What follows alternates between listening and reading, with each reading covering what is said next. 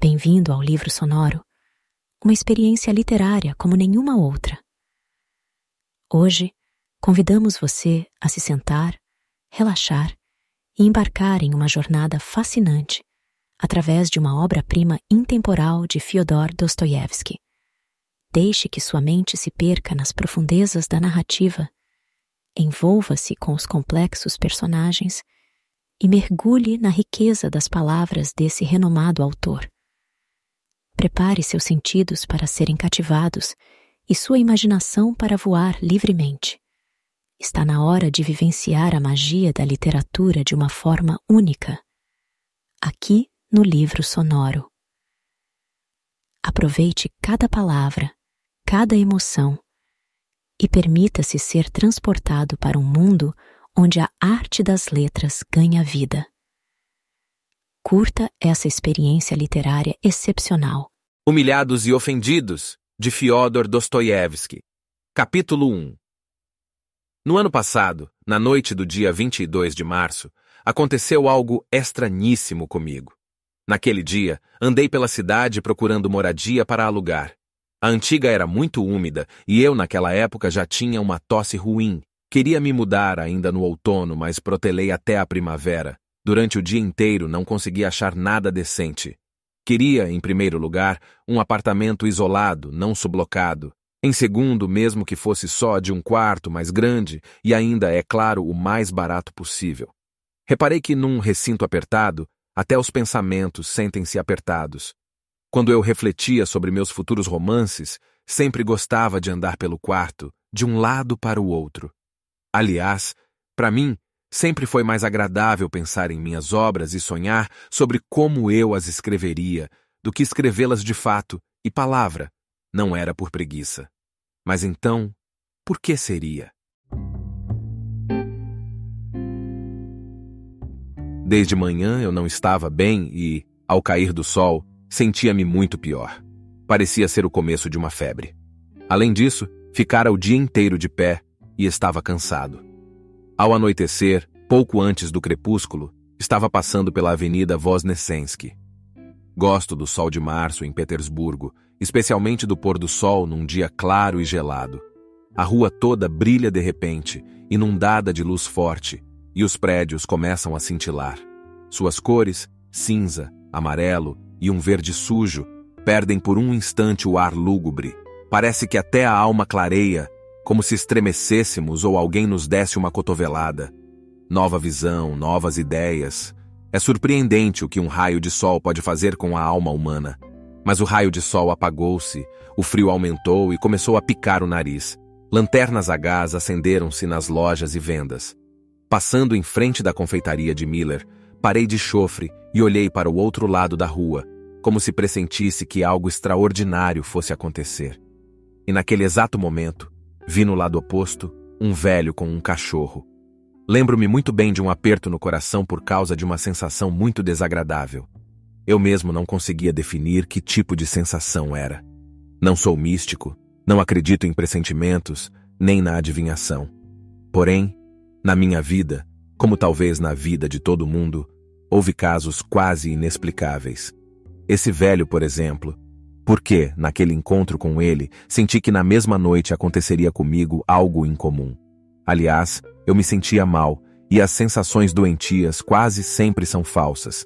O velho, a passo lento e fraco, movendo-se sem dobrar os joelhos, como se tivesse pernas de pau, encurvando-se e batendo de leve nas lajes da calçada com a bengala, aproximava-se da confeitaria.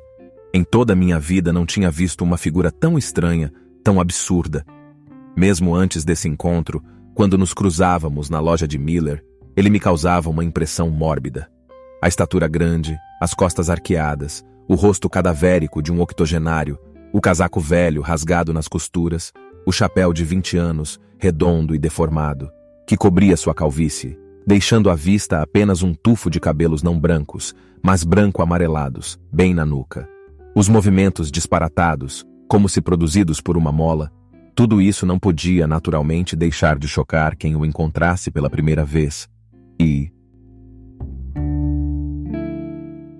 era mesmo um tanto estranho ver um velho no fim da vida sozinho, sem cuidados de ninguém. tanto mais porque parecia um demente que fugira dos enfermeiros.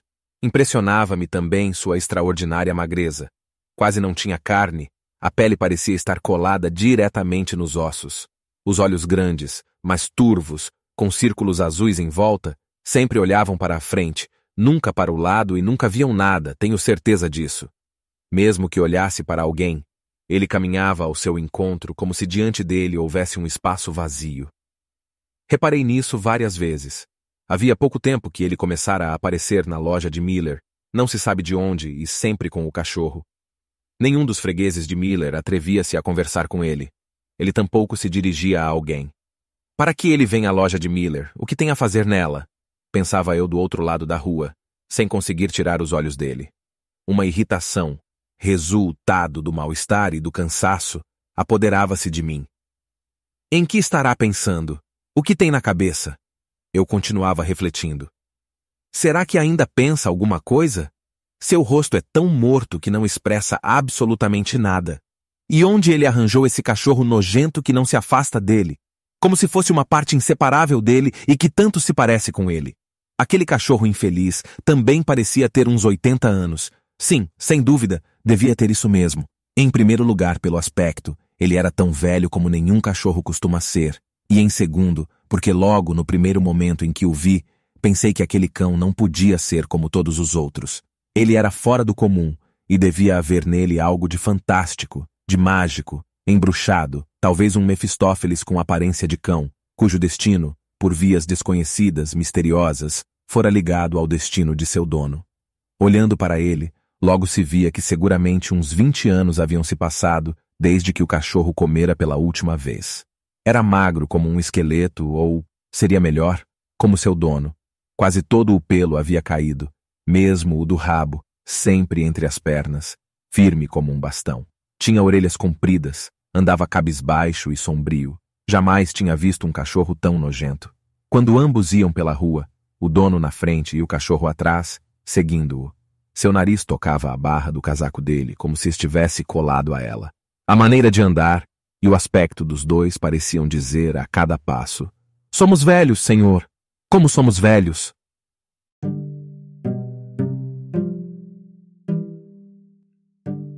Lembro-me de que, uma vez, me passou pela cabeça que o velho e o cachorro deviam ter saído das páginas de um livro de Hoffmann, ilustrado por Gavarni, e que andavam pelo mundo como propaganda ambulante da edição. Atravessei a rua e, seguindo o velho, entrei na confeitaria. Sua conduta na confeitaria era muito estranha, e Miller, por detrás do balcão, ultimamente já fazia caretas de aborrecimento ao ver entrar o visitante indesejável. O estranho freguês jamais pedia alguma coisa. Ia diretamente para o canto onde ficava a lareira e sentava-se.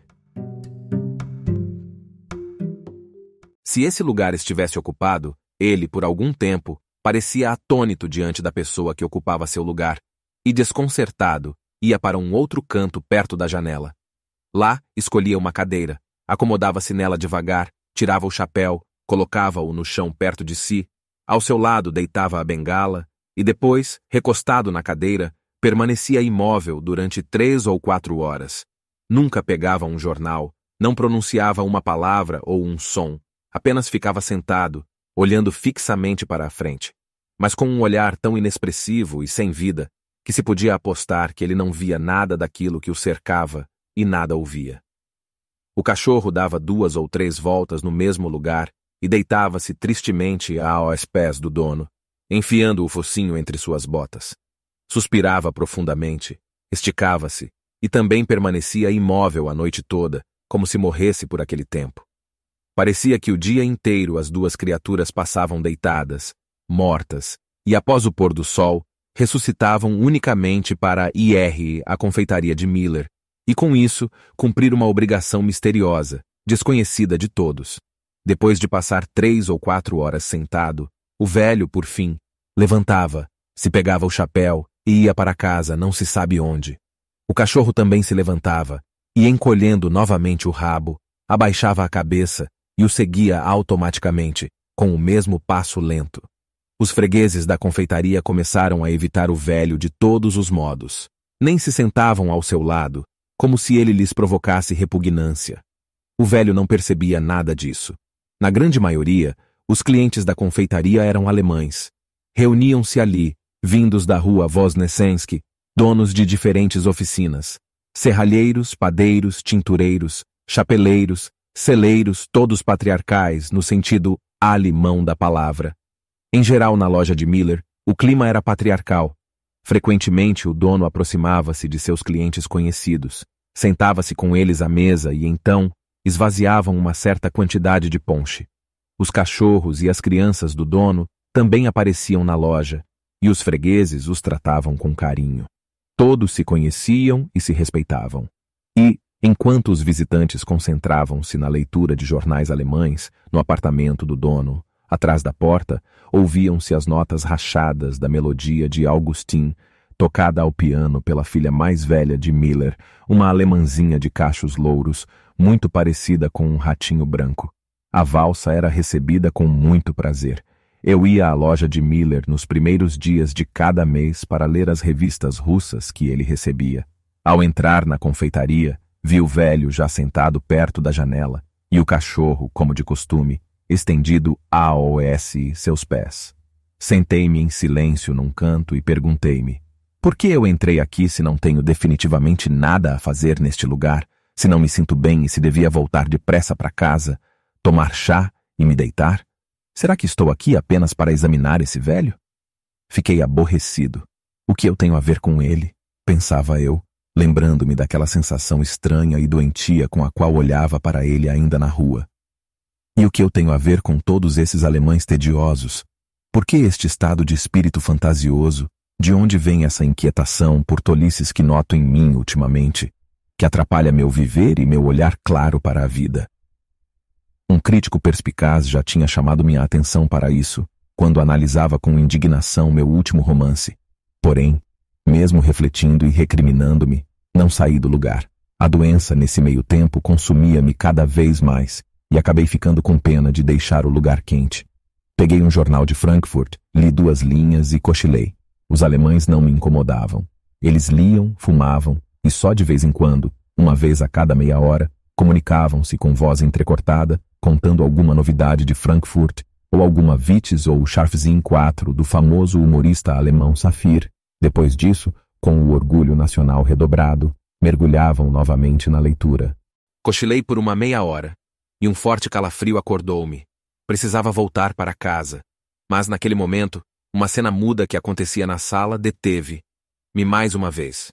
Eu já disse que o velho, após acomodar-se na cadeira, fixava o olhar em algum ponto, e dele não se desviava durante a noite toda. Ocorria-me também ser o alvo desse olhar tenaz e sem sentido, que nada distinguia. Era uma sensação mais que desagradável, até insuportável, e eu costumava mudar de lugar o quanto antes. Desta vez, a vítima do velho era um alemão pequenino, rechonchudo, muito limpinho, com colarinhos fechados e bem engomados, e com o rosto muito vermelho, negociante vindo de Riga, hóspede e amigo íntimo de Miller, Adam Ivanovich Schultz. Como soube mais tarde, ainda não conhecia o velho e muitos dos clientes dali. Lendo com prazer Dorf Barbieri tomando ponche, ele, ao levantar a cabeça, reparou no olhar imóvel do velho fixado nele. Isso o incomodou. Adam Ivanovich era uma pessoa muito suscetível, melindrosa, como todos os alemães nobres em geral. Pareceu-lhe estranho e ofensivo ser examinado sem cerimônia e tão diretamente. Com indignação contida, tirou os olhos do cliente indelicado, balbuciou qualquer coisa para si mesmo, calou-se e tapou o rosto com o jornal. Porém, não aguentou, e 2 minutos depois espiou por trás do jornal, o mesmo olhar tenaz, o mesmo exame absurdo.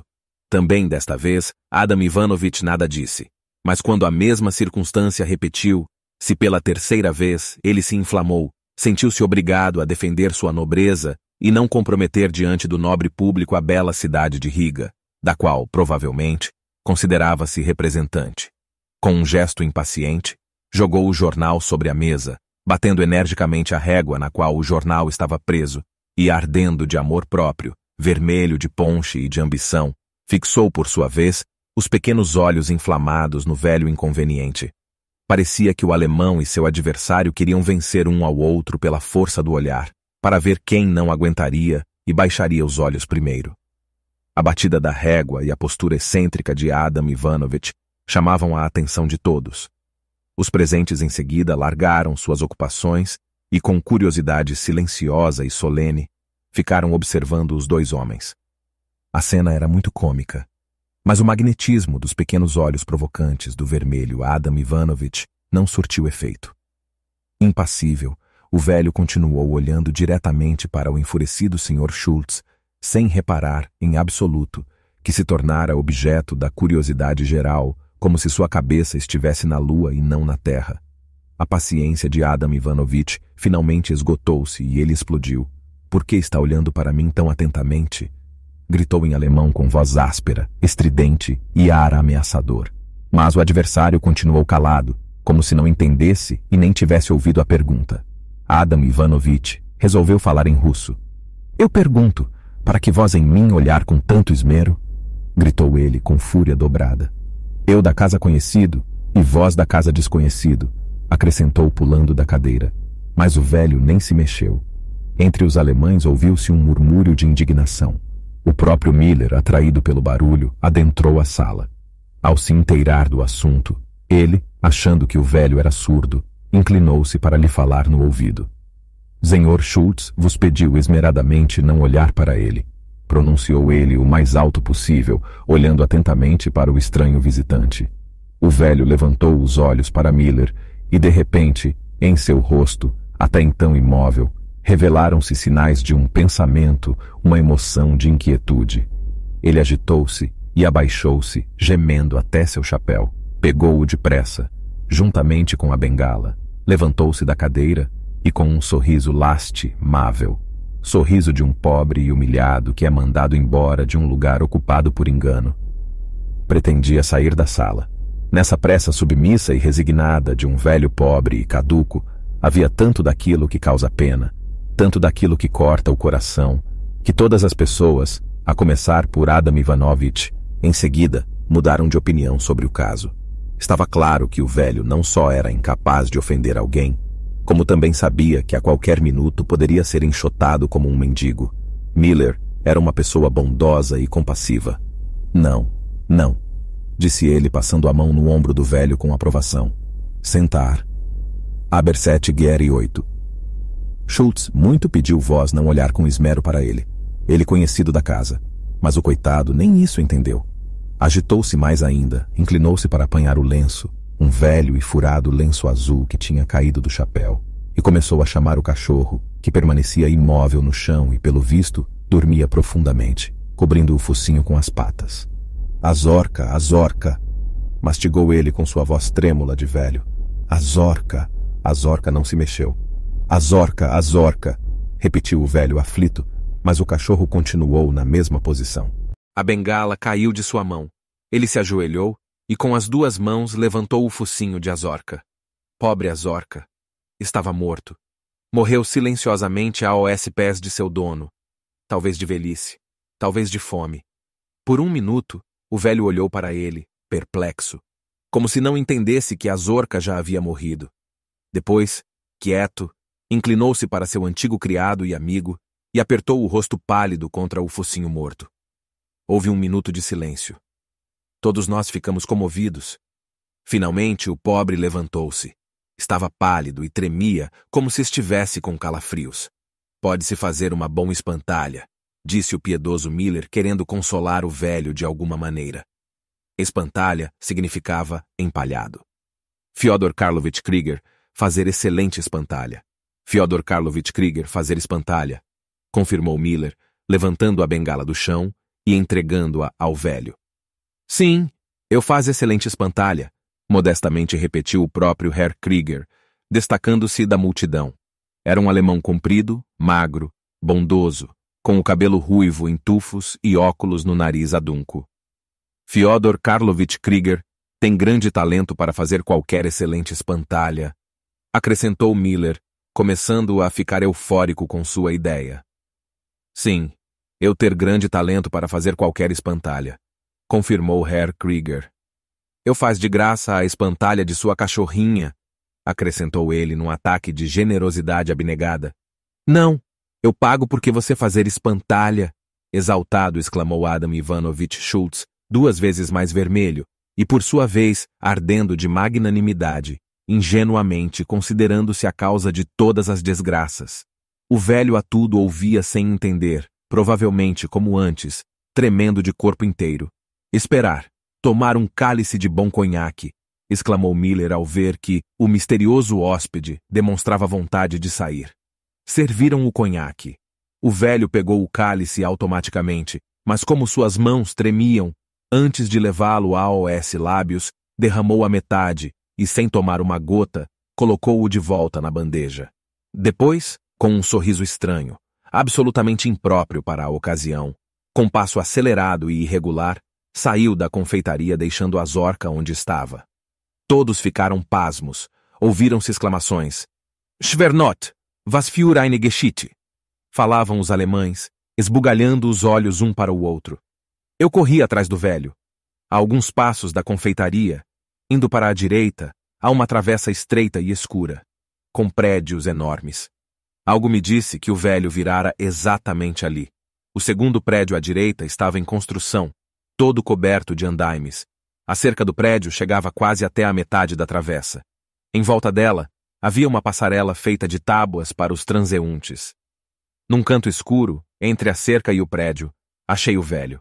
Ele estava sentado na guia da passarela e segurava a cabeça com as 2 mãos, apoiando os cotovelos nos joelhos. Sentei-me ao seu lado. Escute, disse eu sem saber ao certo por onde começar. Não se aflija por Azorka. Vamos, eu levo o senhor para casa. Acalme-se. Vou chamar o cocheiro. Onde o senhor mora? O velho não respondia. Eu não sabia o que fazer. Ninguém passava por ali. De repente, ele agarrou a minha mão. Falta-me ar, pronunciou ele com voz rouca, quase inaudível. Falta-me ar. Vamos para sua casa, exclamei eu, levantando-me e a ele também, à força. O senhor vai tomar chá e se deitar. Vou buscar o cocheiro. Vou chamar o médico. Conheço um médico. Não me lembro o que mais falei a ele. O velho quis se levantar, mas, ao se levantar um pouco, caiu de novo no chão e começou a balbuciar algo com a mesma voz rouca e sufocada. Eu me inclinei mais para perto dele para poder ouvir. Na ilha Vassilievski, 6ª linha, sex, talinha. Calou-se. Mora na ilha Vassilievski? Mas o senhor não ia para lá. Isso fica à esquerda e não à direita. Vou levá-lo já. O velho não se mexia. Peguei-o pelo braço. Ele caiu como se não tivesse vida. Olhei para seu rosto. Toquei nele. Já estava morto. Pareceu-me que tudo isso se passava num sonho. Essa história me deu muito trabalho. E nesse meio tempo, minha febre desapareceu. O apartamento do velho foi encontrado. Porém, ele não morava na ilha Vassilievski, mas a 2 passos do lugar onde morreu, no 5º andar do prédio de Klugen, logo abaixo do próprio telhado. Era um apartamento isolado. Uma pequena antessala e um quarto grande, com o teto muito baixo, com 3 frestas servindo de janelas. Ele vivia numa terrível pobreza. De mobília, havia apenas uma mesa, 2 cadeiras e um sofá muito, muito velho, duro como pedra, com o enchimento saindo por todos os lados. E mesmo isso, como se verificou, pertencia ao dono do apartamento. A lareira, pelo visto, não era acesa havia muito tempo, e não encontrei velas. Agora realmente sei que o velho inventou de frequentar o Miller unicamente para se aquecer e ficar à luz de velas. Na mesa estava uma caneca de barro vazia e uma casquinha de pão velho e duro. De dinheiro, não se achou nem um tostão, nem havia uma muda de roupa para enterrá-lo. A camisa que usava já lhe havia sido dada por alguém. Era evidente que ele não podia viver completamente só, e talvez alguém o visitasse, mesmo que raramente. Também na mesa foi encontrado seu passaporte. O falecido era estrangeiro, mas de cidadania russa. Jeremias Smith, maquinista, 78 anos. Sobre a mesa havia 2 livros, um de geografia e o Novo Testamento em tradução russa, riscado a lápis nas margens e marcado à unha. Esses livros peguei para mim. Foram indagados os moradores e o dono do prédio, mas ninguém sabia quase nada sobre ele. Moradores havia em grande quantidade, quase todos artesãos e mulheres alemãs, donas de pensões com refeições e criadagem. O gerente do prédio, um nobre, pouco pôde dizer sobre seu antigo inquilino, além de que o apartamento custava 6 rublos por mês, que o falecido morou nele durante 4 meses, mas que não havia pago um tostão pelos últimos 2 e que teve de despejá-lo. Perguntaram se alguém o visitava, mas ninguém soube dar uma resposta satisfatória.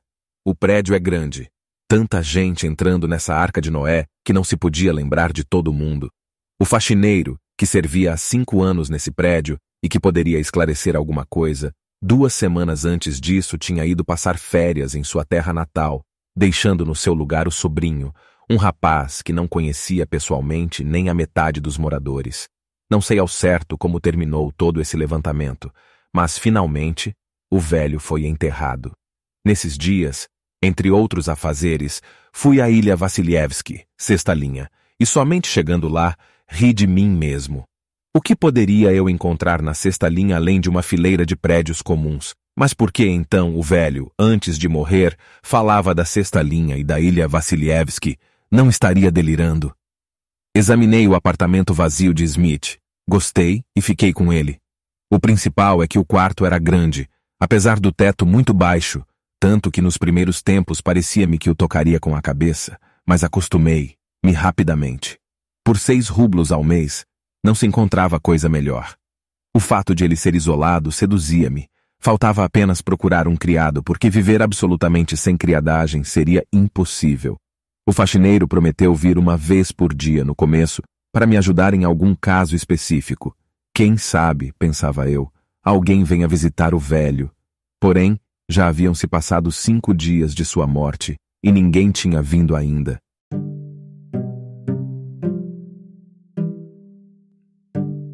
Você acabou de ouvir o primeiro capítulo de Humilhados e Ofendidos, de Fyodor Dostoiévski, pela Livro Sonoro. Até o próximo capítulo.